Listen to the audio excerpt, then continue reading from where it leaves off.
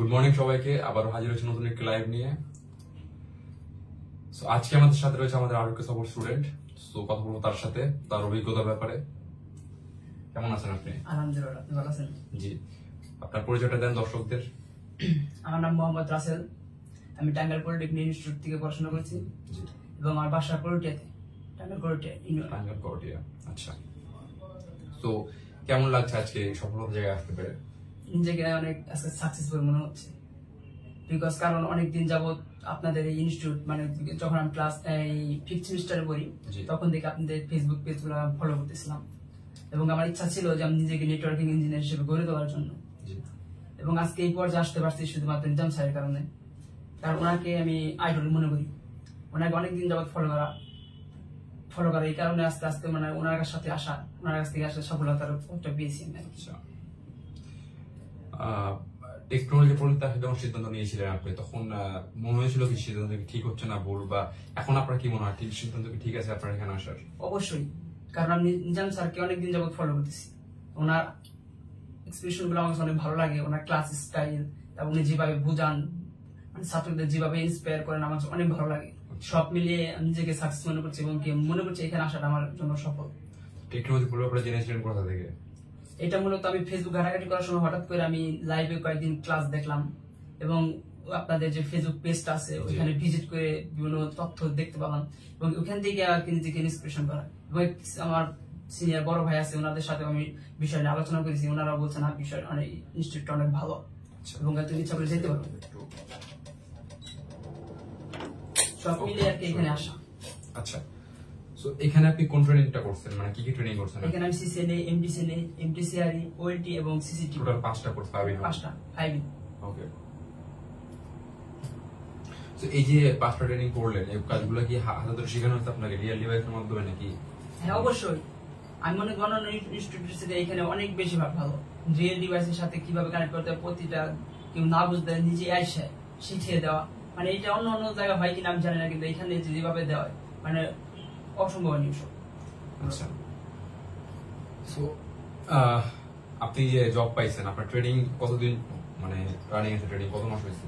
1 মাস শেষ হয়েছে, শেষ না হতে মানে 1 মাস পরে মূলত কিছুদিনের মধ্যে আমি পেয়ে গেছি, মানে খুব দ্রুত পাওয়া সম্ভব আর কি। কখনো এক্সপেক্ট করি না দ্রুত আমার জবটা হয়ে যাবে। অবশ্যই আপনাদের ক্যাপাবিলিটি ছিল বিধায় আপনি পাইছেন। সো কোন কোম্পানির জব হয়েছে জানতে পারি? এখানে আলফা ব্রডওয়ে সিস্টেমে আমি বর্তমানে জব করতেছি। ডেজিগনেশন কি আপনার, মানে কোন পদে আছেন বর্তমানে ওখানে? আইটি সাপোর্ট হিসেবে। এটা কোথায়? এটা টিকাতলি। আচ্ছা, তো কেমন অনুভূতি নতুন জবের জায়গায় গিয়ে? নতুন অভিজ্ঞতা অনেক ভালো, কারণ নতুন মানুষের সাথে পরিচয় হইতেছি, নতুন একটা জিনিস শিখতেছি, আরো বেশি নিজেকে ভালো লাগতেছে। আপনাকে যখন ইন্টারভিউর জন্য বলা হয় তখন আপনাকে কি ডিরেক্ট পাঠাতে হয়েছিল না এখান থেকে আপনাকে প্রিপেয়ার করা হয়েছিল যে কেমন ইন্টারভিউ দিতে হবে, কিভাবে কথা বলতে হবে? হ্যাঁ অবশ্যই, এখানে কাজের পাশাপাশি ইন্টারভিউ বাদে কিভাবে কি করতে হবে, কিভাবে প্রিপেয়ার করতে হবে, ইন্টারভিউতে কি হতে পারে সবকিছু নিজেকে একদম গুছিয়ে দেওয়া হয় যে স্টুডেন্টকে যেভাবে দিলে মানে সে সাকসেসের পথে যেতে পারে, সম্পূর্ণভাবে গুছিয়ে দেওয়া হয়। তো আপনার সিভিটা কি আপনি নিজে রেডি করছিলেন? টেকনোলজি পড়ে থেকে রেডি করে সিভি টিভি মূলত সবকিছু এখান থেকে সব ম্যানেজ করে দেওয়া হয়েছে। আচ্ছা, সো এখন যে আপনি যে প্রত্যেকটা ক্লাসে আপনাদের যে আমি দেখেছি এর আগে যে ক্লাসের মধ্যে আপনাদের লাইভ কুইজ নেওয়া হয় প্লাস ভাইবা নেওয়া হয়, এই জিনিসগুলো কি ইন্টারভিউ যে কোনো ক্ষেত্রে কাজে আসছে আপনার? অবশ্যই, এগুলো তো অনেক বেশি কাজে লাগছে, কারণ এগুলোর মাধ্যমে আমরা আরো বেশি সাহস পেয়েছি। কারণ একজন অপরিচিত লোক যখন আমাদের কোশ্চেন করে তখন আমরা একটু নার্ভাস ফিল করি, তখন ওই নার্ভাস ফিলটা এখান থেকে আমাদের কেটে ওঠে। আচ্ছা, আর ক্লাস শেষে কি আপনাদের হোমওয়ার্ক দেওয়া হইতো, মানে বাসায় করার জন্য বা পরের দিন জমা দেওয়া লাগবে এরকম কিছু? আমাদের কাজের যে কাজটা শেখানো হয় ওইটা, প্লাস হচ্ছে আমাদের যে ইন্টারভিউ বা বিভিন্ন জায়গায় আমাদের যে কোশ্চেনগুলো হতে পারে বা বাহ্যিক যে নলেজটা, বাইরের যে নলেজটা ওইগুলো সম্পর্কে ইনপুট করার জন্য অনেক বিষয় অনেক চিন্তা হতো, যেগুলো আমাদের ইনপুট করে পরের দিন জমা দিতে হতো বা নিজে আমাদের ওইগুলো আর কি যাচাই করতো আমরা ঠিকভাবে পড়ছি কিনা। আচ্ছা, ক্লাসের ব্যাপারে কিছু বলেন যে নিজাম স্যারের ক্লাস কেমন এনজয় করতেন? কোন জিনিস যদি বুঝতে না পারেন স্যার কি? নিজাম স্যারের ক্লাস অনেক সুন্দর এনজয় করা হয়, কারণ তিনি প্রত্যেকটা স্টুডেন্টকে নিজের হাতে ধরিয়ে কাজগুলো শেখায়, কেউ ভুল করলে নিজে এসে দেখে দেয়, প্লাস অনেক সুন্দর এক ব্যবহার।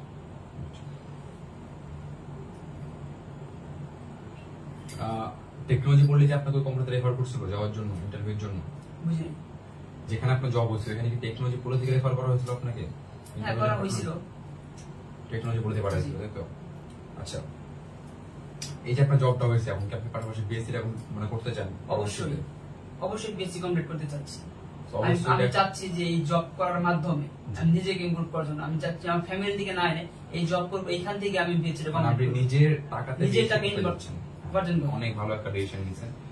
এবার আপনার ক্যাম্পাসের আরো অন্যান্য স্টুডেন্ট আছে, আপনার বন্ধু বান্ধব যারা অন্য অন্য জায়গায় গিয়েছে, তো তাদের সাথে আপনার যদি মানে কম্পারিজনটা কোন জায়গায়, পার্থক্যটা কোন জায়গায়?